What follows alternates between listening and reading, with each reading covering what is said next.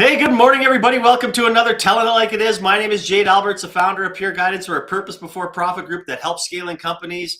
We work with everything. You need help, mental health. You need to talk to somebody. You need any advice. We're here. And if we can't help you, I can guarantee you we know somebody that does. Scrolling across the bottom is Founders Coffee, 8+ years running. If you're an entrepreneur, small business, come on down, meet like-minded people. It's a journey you don't have to take alone. It's a great place just to connect and talk and hang out. And I honestly, I think our current guest has been there. Nik Bedi, have you been there? Yeah. I've been to one, yeah. One? At least one that I remember. I have to make sure that I've been to all of Jade events. Well, it's fine. I mean, I can never remember who comes and goes. It's been so long. People are like, oh, I've been there. It's like, oh yeah. Okay. Mm-hmm. I can't remember. How are you today? I am good. How are you? Oh, well, I mean, Wednesdays is my favorite day of the week. Not only, I love the Olympics. My wife and I went to the 2010. I put a lot of Canada stuff up there. I'm wearing my daughter's Little League World Series Canada. I'm a pumped. The hockey starts today. Canada's on the ice tomorrow. I don't know. I just got Olympic fever. It's a good Wednesday. Yeah, same here. Very excited. Not very excited about yesterday, but yeah. Oh, that was we'll just write that off as a bad day. Yeah. Hey, listen, I know, we've been colleagues and friends for a long time, done, collaborated on a lot of different things. I have the ultimate respect for you and the what you do in our ecosystem and give back. And, I just want to thank you for all that, before we kick it off here. But, with your BreezeLearn, and you may even want to touch on that company, but I've always said over my whole lifetime is great ideas come from within. Somebody will see something, they'll see a gap, whether it's in their company or in the ecosystem, and then boom, I got a new idea for a new. It's our new blockchain insurance is a prime example of that, and we'll be talking about it next week. But I would love to, talk a little bit about BreezeLearn and how that inspired to find 10x talent. Yeah, 100%. Just for some background on BreezeLearn. So we started BreezeLearn 2023, and the reason behind starting that was also the same thing, I think, Jade, what you were saying, where it was not, I don't think it was really an idea that came to my mind, but it was more about I saw that the dev shop experience or the custom dev experience was really problematic. Locally, I'd invested personally in a few companies, and I saw that money go directly to the dev shop experience, and it unfortunately did not work out really well. And I'm not a developer myself, but I was always there has to be a better way. And so we started BreezeLearn in 2023, the beginning of 2023, to solve that exact problem, which was how can we get affordable but also high quality custom software development experience to startups around us. And that's how I stumbled upon my co-founder Io. I met him at an event, and I asked for some help to build something, and he said, I'll do it for free for you. We really kicked it off, and that started off really well. Now, the first year of the company, we were building custom software, and we had quite a few clients. A couple of them have actually been on this call as well with you. But as would happen with any other business, this has been my learning in sort of the last decade of building businesses. If you pay enough attention to your business and you just still are flexible, your business typically takes you on a journey and on a different direction always. Where you start is not where you end. And what happened with us was, we built all these software for local companies, and everyone said look, Nik, you're solving my problem for once, but I have way, I'm going to be on this journey to build this company for a long period of time. And having just the custom dev shop on the side is not the best experience for a startup in the long term as well, even though you guys are amazing and stuff. We need people on our team. And so what started there was our journey into what's called the staff augmentation industry, which was basically we would find companies in Canada. We would find them talent offshore, connect them, and we would handle the back end stuff of all the payroll, all the compliance and all those things, right? So we got into the staff augmentation business from the custom dev business. We still do a custom dev a little bit here and there, but it's only if a company locally cannot either build it themselves. So we actually push people to go and build things themselves, whether using things like Lovable and AI, all different sorts of AI tools right now. But if they can't build themselves, or if there's no other dev shop that they can work with, they come to us and we'll still build it. That's a last resort for us. But 95% of our business has been in the staff augmentation industry. But when we got into staff augmentation at BreezeLearn, immediately as we started reaching out to more customers, we heard this one question over and over again, which is like, hey, isn't this like offshore lower quality? Like, offshore is lower quality. I don't want to do this. Yada yada yada. Like, it would just be the same thing over and over again. People trusted us, so people would work with us because we told them, no, it's like, that's not what it is. We over time built a really decent business over it, and like, knock on wood, it's been, we've had the luck to build that business really well. But we were always like wondering, like, where did this like lower quality is equal to offshore like come from? And what 10x Talent actually is like the culmination of 2 years of our learning in the staff augmentation business, starting from 2024, which is where we like first got into staff augmentation, to today, 2026. So there were three main things that we saw in that industry. Number one was that the reason why this was lower quality was basically, it goes like this. It's like it's like, layers of effects before it becomes lower quality. So one of the things we found was that like 40% of the staff in this outsourcing industry, which outsourcing is a $1 trillion industry, it's a way bigger industry, but it is, staff augmentation is part of outsourcing. So 40% of the staff in outsourcing, including staff augmentation, was always either doing really low value tasks, or they were running admin, or they were sitting on the bench, right? So this sitting on the bench is this concept that a lot of people won't even fathom, but there's like companies around the world, especially in India. I think like Indian companies actually build this concept of sitting on the bench, where you could be working inside a company, and it's an outsourcing company. You could be on the bench for 2 years where you have no project. You get paid a salary every month and you have no project. You're just sitting on the bench, right? What happens because of this, as you can imagine, if 40% of your staff is always doing like super low value tasks or sitting on the bench, your costs get really high, right? Now, how are you going to adjust for your costs in your company if you're an offshoring company or a staff augmentation company? You're either going to increase prices, right? Or you're going to cut costs somewhere.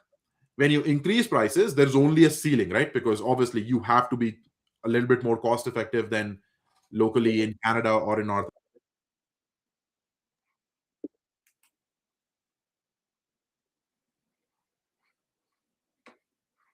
Well, look at that. This is why we do it live. God, you never know what's going to happen when somebody pops away. I'm sure he'll be back on right away. But yeah, I mean, obviously talking with Nik Bedi, one of the founders of 10x Talent, and how they founded and how things are changing in the world of talent hiring, and actually how they are hiring people. So the AI is going to be, I think, instrumental in changing this type of an industry. On the side of AI, what is it going to do? Like, how is it going to be in recruitment? How is it going to be human centric? I think there's a lot of different ways that the talent hiring is going to work. We were talking about this yesterday with somebody, saying, people buy from people buy from people they trust. I've been very loyal to my, the guys I buy my stuff from, whether it be through sports or my teams or whatever it may be. I've been with the same guy for that long, and I don't want to change. So I know on that, how will AI? Oh, he's checking me. Oh, I have to add him. All right, new. Where are you? There we go. Woo! I'm back. That's right. I answered all the question. We could probably just stop the interview now. Yeah. I can probably pick it up right where I think. Yeah. So what I was mentioning was, like when your price, like costs increase, what happens is you either decrease costs somewhere else, or you increase prices. In offshore, there's only a ceiling of how much you can increase prices, because you want to be like cost competitive as well. And so what happens when people start decreasing prices is they start paying much lesser to the talent itself. That's what happens across the industry. If you are an outsourcing in most countries in the world, you are typically the least paid talent in that country, right? What happens because of that? What happens because of that is that like the best talent is not joining you anymore, right? And when the best talent doesn't join you anymore, I'm going to weave back right in. That's why everyone says offshore is bad quality, right? keep in mind Satya Nadella, Sundar Pichai. These were all people who were offshore at some point. I was offshore at some point. I was offshore at some point. Who's my co-founder, right? But we're all doing really well in our careers, right? And so it's the system, the way the system has been built, that offshore gets us like bad reputation for lower quality, right? So that's what happens. Now, here's the other thing. What we also notice in the business is when we found superstars in our recruiting and we would put them with clients, those contracts would go on forever. Like the client would want this person to be on their team forever. It did not require any admin, like it was just like the best business ever, right? So when you actually do find the absolute best talent, no one wants to let them go. No one. I mean, you're getting someone who's like 50% of the cost, 60% of the cost of what you would get locally, and they work extra hard. Like, why would you let them go, right?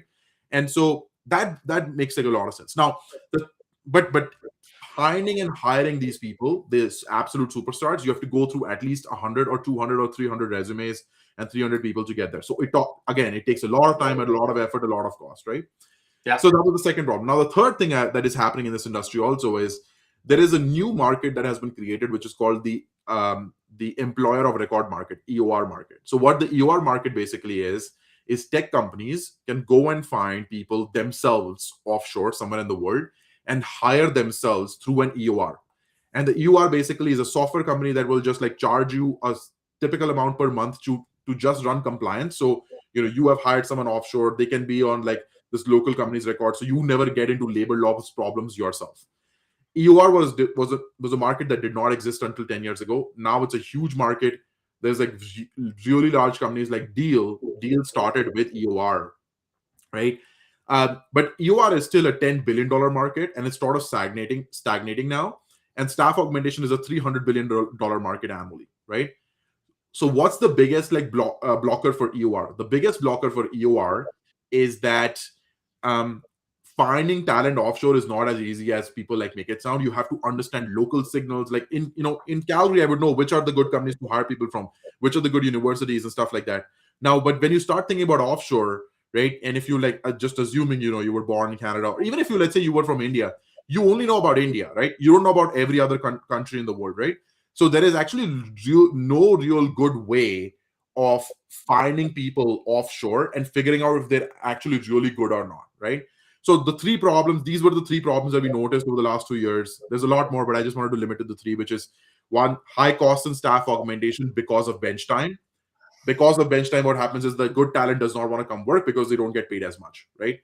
Second is like when you do actually get good talent, they stay forever, right? So that's a good part. Third is, but to find the good talent, it takes a lot of time and effort. It's like impossible almost for one person to do it. And then the third thing is every tech company in the world wants to do EOR, but they don't know how to do EOR, right? So those are the three things that we figured out. And so in 10x Talent, that's what we're going after. So just to, after explaining all the problems, what we're doing in 10x Talent is we're building an AI, and we've actually almost completely built it. It's an AI that can solve all these three challenges.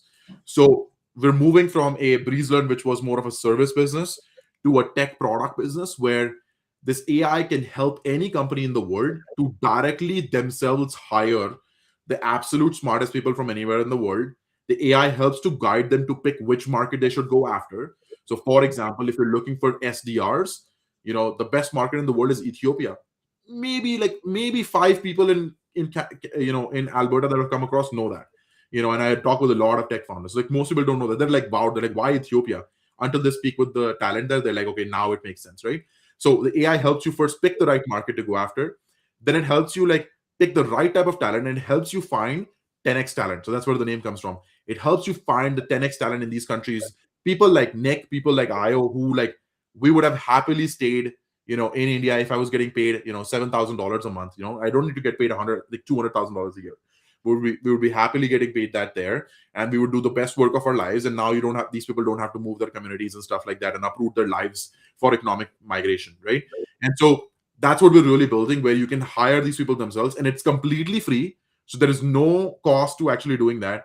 The only thing where we charge, or the only place where we actually make money from, is EOR. So when you find someone that you want to hire, so now this is what we're playing into for tech companies. They all want EOR, right? So we're like, we'll help you find anyone at zero cost. But if you want to hire them and if you want to stay compliant with local labor laws, we will run the employer of record services for you. And so we're moving completely from like the service side of things to like fully a productized tech company, and the initial reception has been amazing from the market on that. I love it. Again, I'm talking with Nik Bedi, founder of BreezeLearn and 10x Talent. Both links are in the comment section. So, click on them and it'll take you right to their website. If you have any questions, put them in the chat here. If we don't get to them, they will be answered after. So when you quickly popped off there, I was talking about, people love, people, I'm very loyal, right? I'm very loyal to people. I'm very loyal. Maybe I'm a little bit skeptical of AI and how it might work or things like that. I just kind of want to, through this journey that you have found, through, founding 10x Talent, are you finding people, being a little happier to, maybe feel a little more comfortable to go overseas, or they're like, I want somebody here? Like, what are some of the challenges that you might have there? Yeah, it's a very interesting question, and it's something that we think about every day at 10x Talent. So there's two things. So first of all, what we found is that people don't want to go offshore because of how offshore has worked for them up until now. So the typical journey with a customer for us is such that when we first speak with them, they're like, offshore can never be as good as like local. But then until we find them someone who's like the absolute like most brilliant person they've ever met, and they're like, I only want to hire offshore now because these people work extra hard. They they're they cost a little bit lesser than like hiring locally. Super thankful, like all those great things, right? And you're not competing as much for talent as well. And they're the talent is also super thankful because they're getting life-changing opportunities to work with really great companies. Yeah. So that's the first part of it. Now with AI, so we talk about this AI, I think everyone always says like AI is going to take away this job, AI is going to take away that job. And I think, our take on this is that like we really believe in Jevons paradox, which is basically every time there's a technology change that like disrupts some jobs, 10 times more jobs are created in the new technology industry, right? So in the new realm of technology. And so our thought and our like sincere confidence in this is that like with AI, people actually need more and more senior people, and they need people who have like more creativity, who have more knowledge, who can like take actions, high agency, like those types of people even more. And believe it or not, like there is actually a limited number of those people right now in the world. I think it's going to increase as AI is going to take away the menial jobs, and we as humanity are going to redefine ourselves as to what our role really is in society. I think more and more people are going to become high agency and stuff. But what we're finding in that situation is that like people are actually getting more comfortable to go offshore because they want to find that talent that like is really loyal, is high agency, will work with me, will like not quit on me when things get hard, all those things, right? And there's only a limited supply of those people, so they want to hire that person no matter where they are in the world, right? So for us, actually, we've seen almost like an uptick in our business since AI came on, where we were actually before we experienced that uptick, we were super worried because we were like, is this business just going to die because people are not going to have jobs? But we've seen the exact opposite, right? And so I think there is, given that like we can also get you really smart people, combine that with the fact that like now you even need more high agency people to like manage AI and do good work with AI. I think the need for offshore is only going up, it's not going down. Well, that's funny. I think this is how AI works, truly. Like, somebody obviously felt that they had to ask a question exactly what we're talking about right now. So thanks for that, Francis. So is this only for tech, or can it be a country manager, sales, that type of a thing? Yeah, so we're when we say tech, we include the following things in it. So we include obviously software as part of it, but then there is also sales, more like the sales development reps, like full cycle too, but sales development reps. We find that it's really hard to find them locally. Most people want to get into full cycle as soon as possible, so it's SDR. And then marketing, those are big, and customer service. So the for our customer service, marketing, sales, and software. The reason why I say tech, why I put them all under tech, is we do not hire any, or we do not open any roles or create any jobs for people that do not work with tech. Even if you're in marketing, you need to know the best tools that are out there for your job. Even if you're in sales, like you need to use all the tech out there, including AI, and even without AI, you're going to use all of the tech available to you in order to do the best job possible and be the most productive. So we include all of that in tech. Thank you for asking that question. And it just expanded on Nick's answer. So, yeah, I kind of like walk me through the process, right? Of a town, where there's different stages of companies, as we all know, right? The early stage, maybe, Mhm. that might not have it, or maybe are thinking about hiring an employee. Then maybe you got the scale up guys that are, having to hire, like your SDRs, maybe a CEO, maybe things along those lines. Can like tell us how 10x can help, and maybe at maybe the early startup stage for the first hire, and then maybe somebody who's scaling from 5 people to 15 or 20. Yeah, so we typically see this. Our ideal customer profile is the company that's at seed to Series B stage, or Series C stage. The reason why that is because most companies are going to try offshoring at some point in their life. If they are like Series C, Series D companies, they can set up their own offices. They can try and go after those markets themselves. But seed to Series B sort of is really hard to set up an office yourself, and 10x Talent or RAI can like really help you do all of those things. The way that we help there with like scaling companies is, it depends from a company to company quite a bit. Um, but we've seen really strong use cases for customer support locally as well in Calgary here. SDRs obviously is one of our specialties. We have people on our team or in our talent pipeline who they went to American schools. Some of them even went to the university in the US, so they like really understand the culture. And they are really hardworking people. They enjoy picking up the phone and calling people or emailing people and like doing LinkedIn outreach and stuff. It's not something that they're afraid of. And so the SDR specific role is actually super common, and it's our fastest growing vertical in 10x Talent. And we've not even launched the product yet, but we have quite a few people already using 10x Talent. Even same for Breezelearn, like SDR was the most fastest growing practice always. And then software, yeah, I think software like depends a lot on the type of company. Certain companies have, it depends on the culture of the company, right? Certain companies want like fully in office. Obviously with offshore that's not possible. But then there are companies who are like, hey, look, like I have this I have this sort of like a side project. Every company has like few side projects that they're working on, right? Typically for like API connections and all those things, where they're like, look, I don't want my core team who's on the core platform to be working on these side projects. Like I would love to get some people who can join my team and longer over a long period of time like handle all these like side projects for us, so that like our core team can focus on the platform and stuff. So there's that one. And then for the earlier stage companies, like the earlier stages of companies, what we've found works the most for them is the software. So if you want to build your first MVP, if you want to like really lay the foundation for good software work, we have a dev shop business ourselves, and we sort of shut it down. So maybe maybe I'm not conflicted there, but rather than going to a dev shop, hire someone internally, right? So we say like, hey, we can get you someone who's going to be a part of your team, and not just for like 6 months. They're going to be part of your team forever, right? And they're going to lay the foundations in the right way for you to build your product. So a lot of the earlier stage companies come to us saying like, hey, I need my first developer, or I need to build my platform, and I need someone who's like super senior. If I hire them locally, it's $180,000 to hire them. Um, can you help me, and can you ensure it's the same quality? We get that question a lot, and almost always the answer is yes.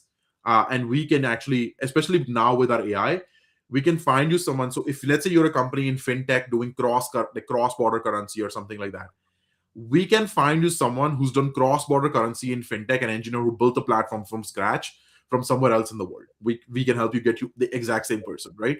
And so that is a like for or the earlier stages of companies, we find that is like a super solid option for them. And now you have someone who's part of your team and who's going to be working with you day in day out.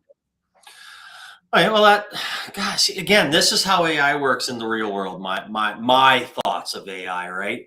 We've talked about how, thanks for sharing that on how it works internally for a company. But what about people? Like we have people all over the world that listen to this show, a majority in, North America. But, Rita asks, like, what kind of talents are you looking for? Like that you would be able to place if somebody's saying, hey, you know what? I want to be part of this. I want to be placed in a company.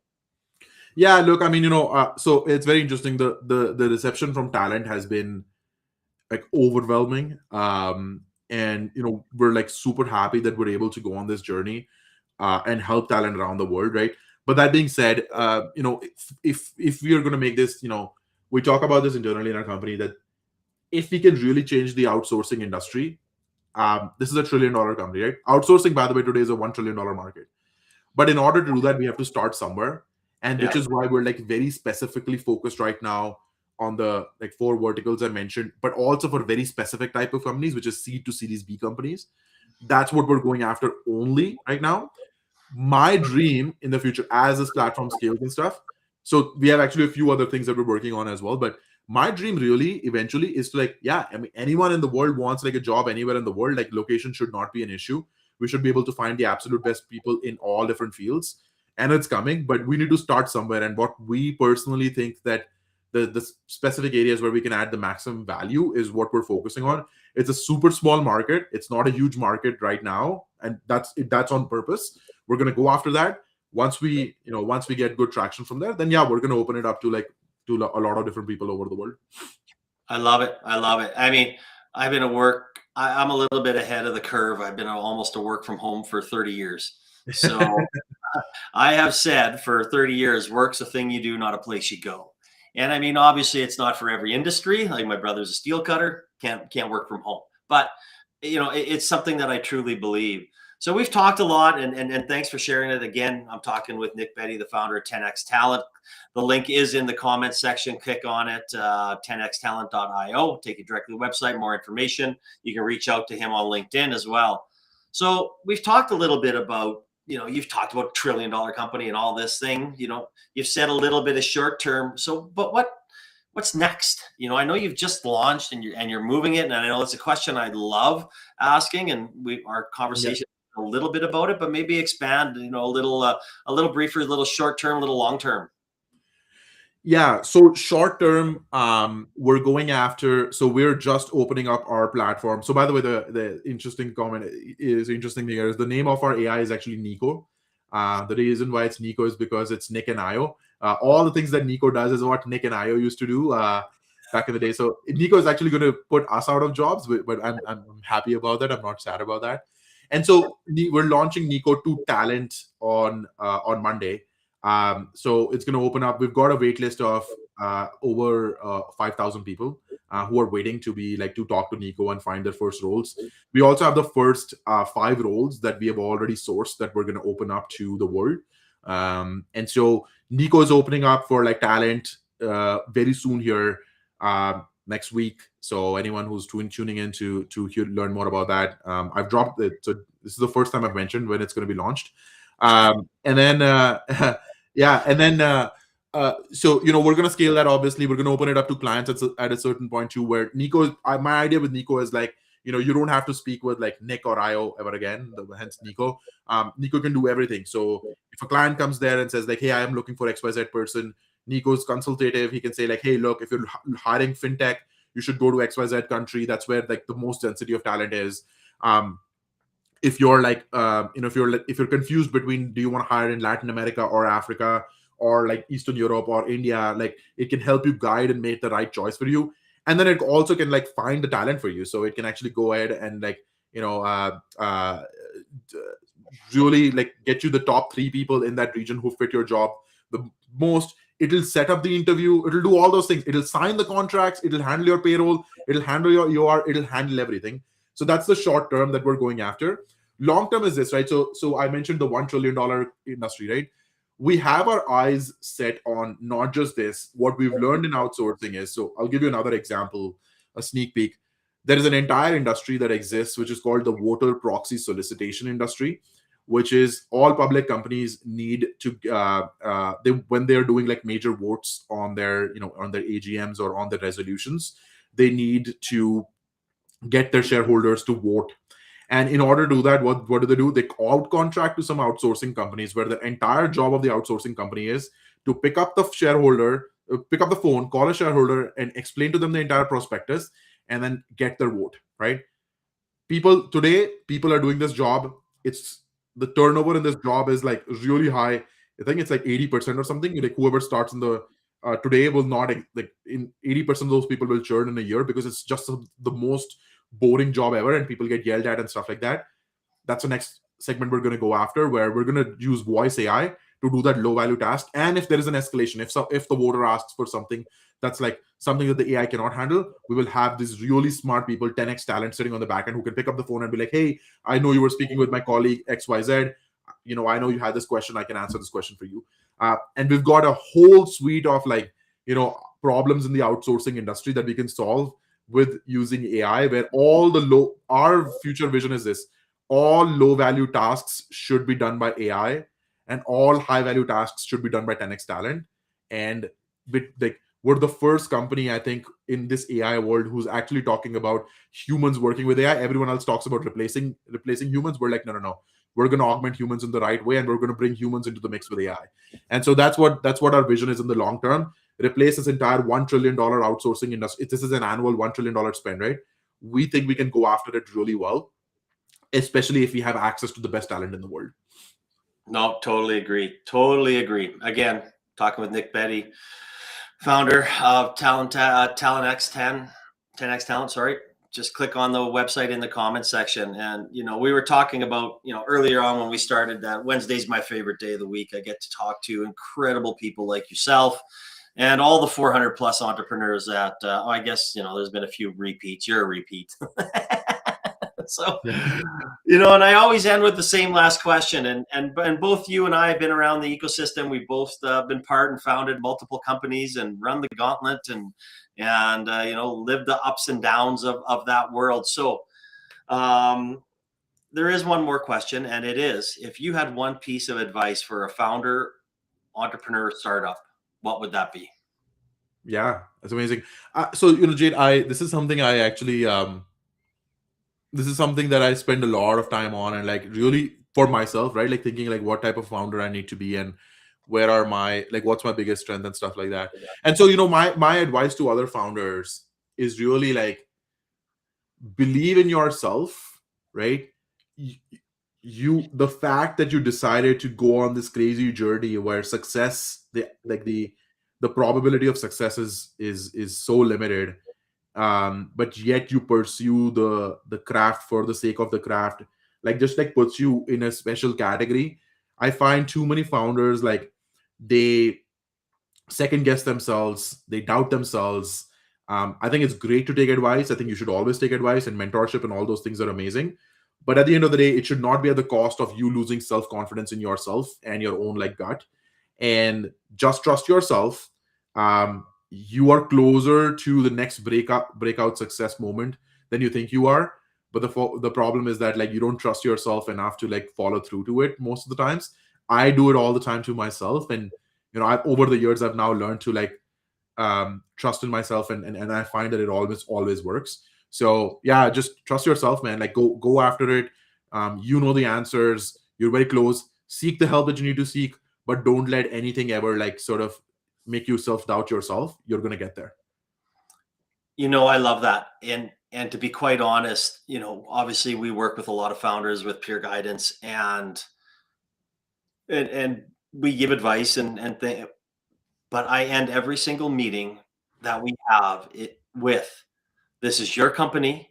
We've discussed a lot of things here, but you have to make the decision on what you believe is right for the vision and direction of your company, and we'll support you making that decision. Because in the end, I don't want you to look in the mirror and say, I listened to that schmuck Jade and I shouldn't have, right? I have to make those decisions myself, whether they're right or wrong. And if they're wrong, we pivot, we move and go. But I love that advice, because I think it's the most important. There's lots of people out there that are full of advice, and a lot of bad advice. And you've heard me say this hundreds of times. If you've never been an entrepreneur, you shouldn't be helping one. You don't understand it. You don't understand the pain and the decisions, whether it be financial, stressful, with your family. It's just it's not the same. So thank you for sharing that. I really appreciate it. Yeah, absolutely. Yeah, I think I will say though, I think most people actually mean well when they are giving advice to startups. But the problem is just I think in startups, most things that do work are non-consensus. So if you've never done a startup, or if you've never been an entrepreneur, I think you're still coming from a place where you want to help the founder. But the problem is most of these things that do work are absolutely non-consensus. There are things that you would logic would not explain it to you in a certain way, but it does work that way, right? So let the founder who's dreams about that startup and he sleeps at night, wakes up in the morning as like first thing that they do. Let them decide on what they want to do. It's good to give advice, but I think it's more on the founder to really filter through that advice and see where they find logic and where they find merit, and go chase those things that make sense to them. Couldn't say it better myself. And again, thank you, Nik, for being here. I always enjoy our conversations. Thank you for everything that you do in our ecosystem and all the time that you spend with entrepreneurs, making sure that they go in the right direction. It's something that I respect you immensely with. Also, next week, I want to announce that we'll be talking about our newest venture, blockchain insurance. Kalea Carrington will be here, my partner, on this side of it. So I'm excited about announcing this to the world. We're almost ready to get going. We are going, but we're very, very excited, and we'll share some updates next week. Again, Nik, I know there's some questions in the chat that need to be answered. So I really enjoyed it. Thank you, everybody, for listening. We really appreciate the time and effort that you put into to coming on and sharing it, and everybody on LinkedIn and YouTube. So, Nik, enjoy your rest of your week. I hope everybody watches the Olympics, and cheers loud for Canada. Hopefully I'll have more Canadian jerseys up there next week. I'll put them all out. But